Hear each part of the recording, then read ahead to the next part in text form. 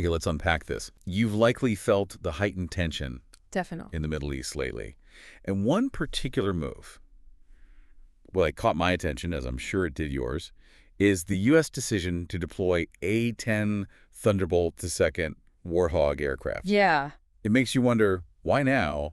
And, why this plane? It certainly does. And what's notable here is that this isn't just like a routine shuffle. Right. The reported movement of B-2 Spirit bombers to Diego Garcia, that's significant. And it's happening alongside the continued presence of two carrier strike groups, the USS Harry S. Truman and USS Carl Vinson. It really paints a picture of a very deliberate, significant reinforcement. Exactly. It feels like a pretty clear signal being sent, doesn't it? Yeah. Especially in response to the increasingly bold attacks from Houthi rebels. No question. And that's what we're really diving deep into today. We want to understand the thinking behind deploying the A-10 right now, at this specific moment. Yeah, what makes it the right tool for this job? Right. What makes it uniquely suited? And ultimately, what does this tell you, the listener, about how this whole conflict with the Houthis is evolving? So, okay, maybe to really grasp the significance here, we should start with the plane itself, the Warthog. Good idea.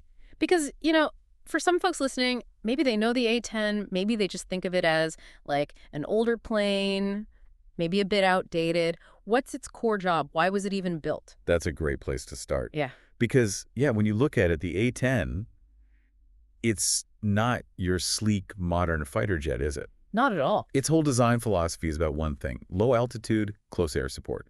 Basically protecting troops on the ground. Flying low and slow, right in the thick of it. Exactly. Think of it like an airborne tank almost. It's incredibly tough, built to just soak up damage. Its durability is, it's almost legendary. And that toughness, that robustness, it's baked in from the start. I mean, look at how they protect the pilot and keep it flying even when it's hit. You mean the bathtub? Yeah, exactly. That titanium shell around the cockpit, it offers, substantial protection, even against direct hits sometimes. And it's not just armor plating, right? It's the systems, too. Right. Redundancy is key. Multiple hydraulic systems, even manual flight controls if the hydraulics go out. Wow. You hear these stories. They sound incredible, but they're true. A-10s taking serious hits and still managing to limp back to base. I remember hearing about one. Was it Iraq came back with one engine out, landing gear half stuck? Yeah, and like half a wing missing, that's the famous one. That level of resilience, it just speaks volumes about the whole design philosophy. It was built to survive. Absolutely. And that toughness led to do things other planes just can't. Flying low, flying slow. Yeah. That's a huge advantage for the guys on the ground. They can see it. It can see the targets clearly. Precisely. Immediate support, visual confirmation. Right. Plus, and this is important, it can operate from rough airstrips. What do they call them? Austere. Austere airfields, yeah. Forget nice, long paved runways. Right. Think tactical flexibility. Getting closer to the action, especially in places like Yemen, maybe, where infrastructure is limited. And connecting that to the bigger picture strategically, being able to use those unimproved fields, that's a massive tactical advantage, especially if your main bases might be vulnerable or just too far away. Okay, so it's tough. But let's talk firepower. Yeah. Because this thing isn't just resilient. It's heavily armed. Oh, definitely. It's got 11 hard points. Those are the spots under the wings and fuselage where you hang weapons in pods. 11. That gives it options. A lot of options. Yeah. A significant, diverse payload makes it super versatile. And the centerpiece. Yeah. The thing everyone knows the A-10 for. Yeah. That massive gun in the nose. The GAU-8 Avenger. A 30-millimeter rotary cannon. The sound alone is something else. And the rate of fire? What is it? Up to 3,900 rounds a minute? That's right. Just a staggering amount of lead going downrange. And these aren't small rounds either. No, they're designed for punching through armor, right? Tanks, bunkers. Exactly. High velocity, armor piercing. The story goes, the plane was basically designed around that gun. They built the gun first, then figured out how to make it fly. Huh. Sounds about right. But it's not just the gun, is it? It's carrying some pretty advanced guided stuff, too, these days. It is. Reports mention things like 70-millimeter rocket pods, but loaded with APKWS-26 laser-guided rockets. APKWS. Okay, so that's laser guidance on a rocket. Yeah, it makes them incredibly accurate compared to the old, unguided ones. And they have these M282 warheads, good for penetrating light armor or fortified spots. Okay. And how does it actually find and target those things, especially at night or in bad weather? That's where the targeting pod comes in, usually the lightning pod. Lightning pod, right? It's got electro-optical infrared sensors, gives the pilot a clear picture day or night. Plus, it has the laser designator to guide those rockets or laser-guided bombs. And it can figure out GPS coordinates, too. Yep, for GPS-guided weapons. Very capable piece of kit. We're also hearing about small diameter bombs, GBU-39s. Those are interesting. They have pop-out wings. So they glide further. Exactly. Gives them longer range, lets the A-10 stand off a bit from the target defenses, and they use GPS for accuracy against fixed targets.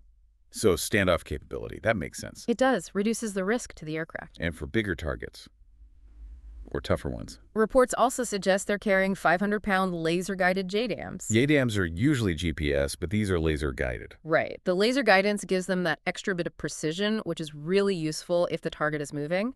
Standard GPS JDAMs are mainly for fixed coordinates. Got it. So when you put it all together, the gun, the rockets, the different types of bombs, maybe even air-to-air missiles for self-defense. Sidewinders, yeah. Plus things like the Maverick missile for hard targets. It's a real mix-and-match arsenal. Oh, Laser bombs, GPS bombs, rockets. It's adaptable. You can really tailor the loadout for whatever the mission demands. Okay, so we've got a handle on the plane, tough, heavily armed, versatile. But back to the big question, why now? Why this deployment at this moment? What's the strategic context? Well, to understand the timing, you really have to see this A-10 deployment as part of a much bigger picture, a broader pattern of increased U.S. military action against the Houthis. You mean the airstrikes? Exactly. There have been reports of over 200 U.S. airstrikes against Houthi targets just since mid-March 2025. 200. Wow, that's a significant number. That's a sustained campaign. It is. It clearly shows an intent to degrade their capabilities, to reduce their ability to threaten shipping and launch attacks. And those attacks on shipping, that's really the crux of it, isn't it? In the Red Sea, the Gulf of Aden, it's messing with international trade. Precisely. It's a direct threat to global commerce, a huge choke point.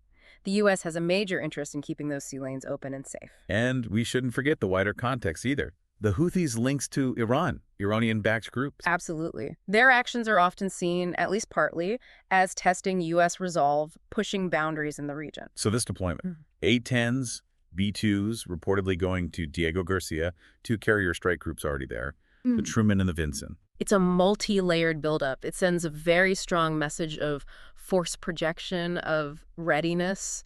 It's not subtle. And Diego Garcia, that location is key too, isn't it? Strategically placed. Oh, incredibly key. It's a stable base, relatively secure, and it gives you reach into the Middle East, the Indian Ocean, even parts of Africa and Asia. Huge operational flexibility for air power. Now, here's the thing that seems, well, almost contradictory. All this is happening, this reliance on the A-10, while the Air Force is actually planning to start retiring them. Soon, right? Yeah. Like 2026. That's the plan, yeah. And the specific unit deploying now, the 124th Fighter Wing from the Idaho Air National Guard, they're scheduled to transition to F-16s in 2027. So they're deploying a plane that's on its way out, flown by a unit that's about to switch aircraft. It does make you scratch your head a bit. It does, but I think that apparent contradiction actually highlights a really important point. Which? That while the Air Force is looking towards the future, towards newer platforms, the A-10 still has unique capabilities that are seen as, well, indispensable for certain jobs right now, for these specific, immediate threats. So it reinforces the idea that for this kind of mission, close air support, needing massive firepower, needing extreme survivability, there really isn't a perfect replacement yet. That seems to be the reality on the ground, at least for this type of scenario. And sending them sends a very direct signal, too. It's not just standoff strikes with missiles or high-altitude bombing. This is about being prepared for direct engagement if needed. And it's not just a message to adversaries, is it? It's also about reassuring allies. Definitely. Allies in the region who are facing similar threats from proxies or other destabilizing forces. Seeing the U.S. commit a platform like the A-10 provides a measure of reassurance. So this isn't exactly the A-10's first rodeo in the Middle East, is it? It's got quite a history there. Oh, absolutely not. It's been a workhorse in the region for decades. You had them providing crucial support during Operation Freedom Sentinel in Afghanistan, back around 2020. Right. And they were heavily involved in Operation Inherent Resolve, the fight against ISIS in Iraq and Syria. That was ongoing from the mid-2010s. And even further back, Enduring Freedom, Iraqi Freedom. Early 2000s, they were there too. They were vital assets in both. It really seems like whenever things get particularly complex or dangerous on the ground in the Middle East, the call goes out for the Warthog. There seems to be a pattern too, right? Deployments often follow big regional It's events. an interesting observation, yeah. After the Hamas attacks on Israel in October 2022, for instance, we saw A-10s deployed later, March 2023, then again late 2024. It suggests they're seen as a key part of the response package when tensions spike. I think I remember reading about a specific strike, so last November, an A-10 hitting militants setting up rockets. Yeah, there were reports of something like that. Taking out militants preparing a launch site that was targeting U.S. forces. That's exactly the kind of mission profile it excels at protecting troops, neutralizing immediate ground threats. And even when not striking, just their presence makes a difference. Absolutely. Before this latest specific deployment, the Air Force was already using A-10s for regular presence patrols across the Middle East. Just flying around, being visible, it acts as a deterrent. It signals U.S. commitment and capability. It really hammers home that point, doesn't it? Yeah. Despite the retirement plans, despite the push for newer tech, the A-10 keeps proving its worth in these real-world scenarios. It really highlights that tension, that constant balancing act between planning for the future of warfare and dealing with the operational needs of today. And you hear pilots talk about it.